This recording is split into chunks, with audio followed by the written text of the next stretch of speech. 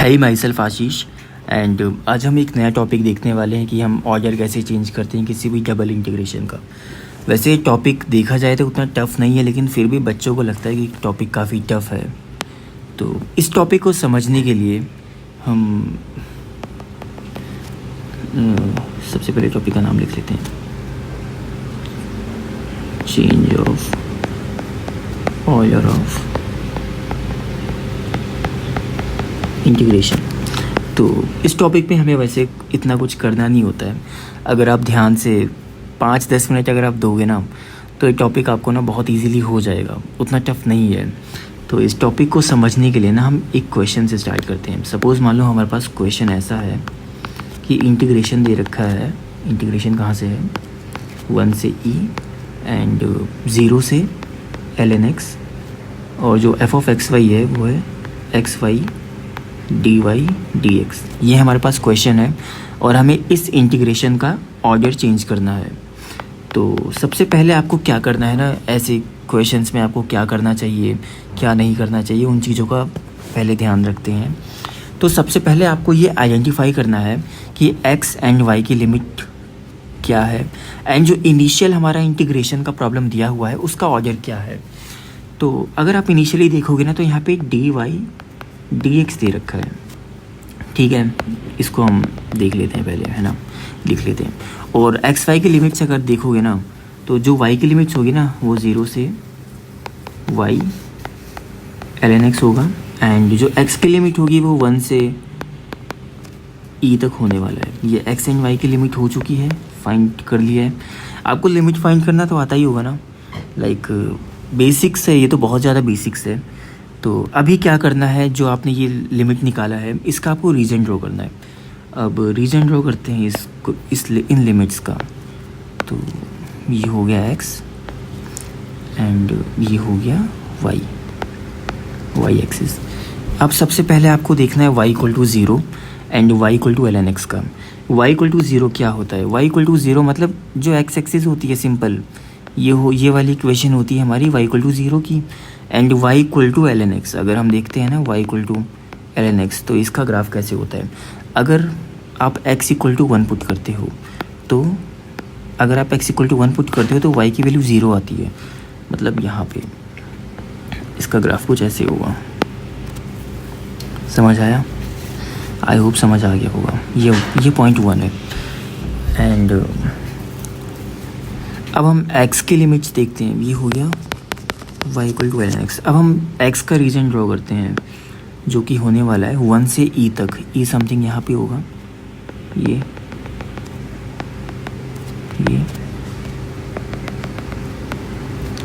ठीक है।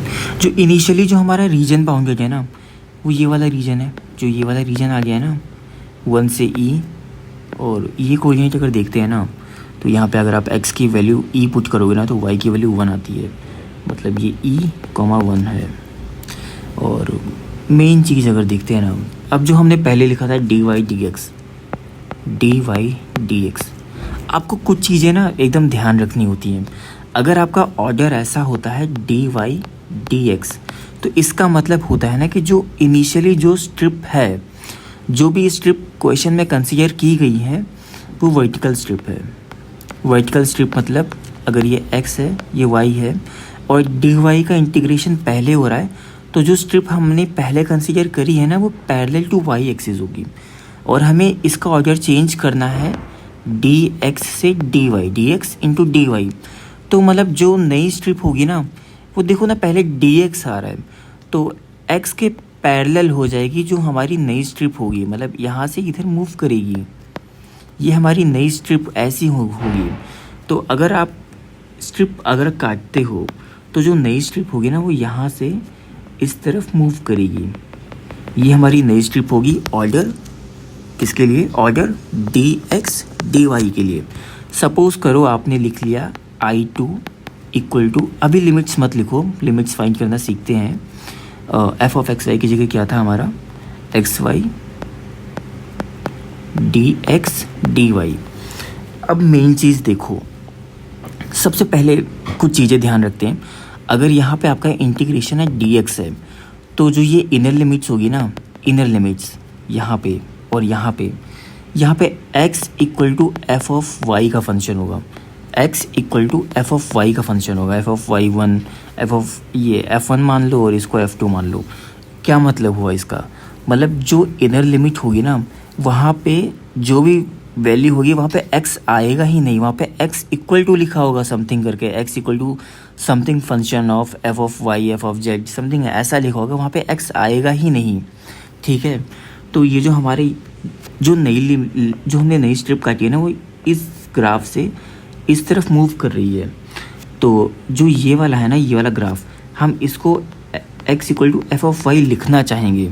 तो हमारे पास इनिशियली क्या दे रखा था, इनिशियली क्या दे रखा है, ln x equal to y है।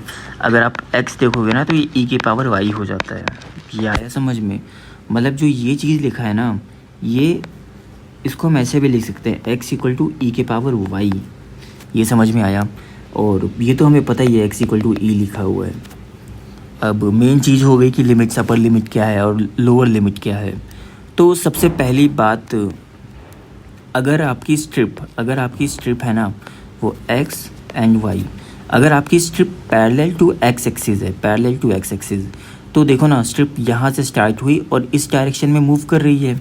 तो जहाँ से स्ट्रिप स्टार्ट हो रही है ना, वो उसकी होती है लोअर लिमिट, एंड जहाँ पे स्ट्रिप ख़त्म हो रही है, जहाँ तक जा रही है, वो उसकी होती है अपर लिमिट। एंड मान लो अगर आपने जो स्ट्रिप कंसीडर करी वो x y, वो ऐसे है, पैरेलल टू y एक्सिस है, पैरेलल टू y एक्सिस। इसका मतलब इस पॉइंट P से स्टार्ट हुई एंड इस तरफ मूव कर रही है, यहाँ पे जाके कहीं पे ख़त्म हो रही है, मान लो पॉइंट Q पे ख़त्म हुई। तो इसका स्टार्टिंग पॉइंट देखो ना, यहाँ पे P पॉइंट है ना, तो ये इसकी लोअर लिमिट होगी डबल इंटीग्रेशन की, जो भी हम लिमिट पुट करेंगे, और जो ये पॉइंट Q होगा ना, ये अपर लिमिट होगा। आई होप आपको ये चीज़ समझ आ गया होगा। लाइक ये बहुत ही ज़्यादा इम्पॉर्टेंट है। अगर आपने ये वाला कॉन्सेप्ट समझ लिया ना, तो गारंटी के साथ बोल सकता हूँ कि आप इंटीग्रेशन में लिमिट निकालने में कोई गलती कर ही नहीं सकते हो, आप ऑर्डर चेंज करने में कोई गलती करोगे ही नहीं। सो हमने क्या लिखा था, I2 equal to integration something क्या था, एक्स वाई dx dy, ये हमने इंटीग्रेशन लिखा था। अब इनर इंटीग्रेशन देखना है, इनर इंटीग्रेशन यहाँ पे हमने ये देखा ना, स्ट्रिप यहाँ से यहाँ मूव कर रही है। दूसरे कलर में देख लेते हैं, जो हमारी स्ट्रिप है ना, वो यहाँ से इस डायरेक्शन में मूव कर रही है। मतलब जो ये वाला पॉइंट होगा ना इस फंक्शन का, ये वाला फंक्शन है, ये इसकी लोअर लिमिट हो जाएगी, और जहाँ तक जा रही है ये अपर लिमिट हो जाएगी। ये वाला समझ आया? मतलब जो इसकी लोअर लिमिट है ना, वो e के पावर y है, e के पावर y, और जो अपर लिमिट है कहाँ तक जा रही है, x इक्वल टू ई तक जा रही है।